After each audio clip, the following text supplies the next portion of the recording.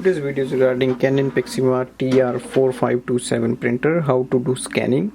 So the first step is to switch on the printer and wait for the display to come and work.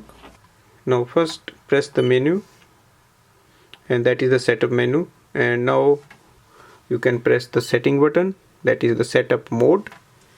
So once we click on that, then we'll see Wi-Fi setup. For that, press OK. Now there is option for easy Wi-Fi connect, so press OK in that. Now it says follow the instructions on the PC or the smartphone, so I'm going to do it with the smartphone. So we go first for the Wi-Fi network. Now select the name of your printer, that is Canon TR4527 series printer. Click OK, and the next step is to download the Canon print app from App Store. And once you download, open that app and a message will be displayed. The following printer is available, do you want to add? So that's the name of the printer, and press yes.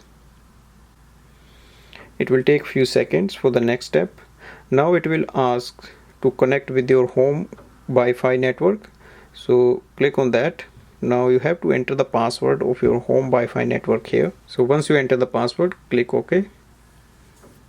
It says the setting information has been sent and it's connected to the same Wi-Fi network as your printer.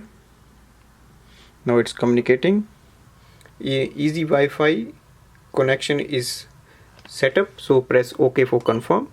Now we can check on the mobile as well. So you can see here it says the connection is set. Now the next step is to open the scanner and place the document here on the left hand corner facing downwards. Close the lid, and we can see here is a TR450 series printer, and in this app we will see there is a scan option and there is a copy option. So press on scan option and press the scan button.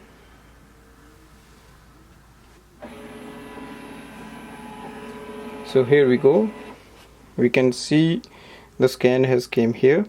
So once the scan is done, we can press the exit button and it will tell the location where it is saved, and we can go and check the scan from there. So that's the scan. Thanks for watching.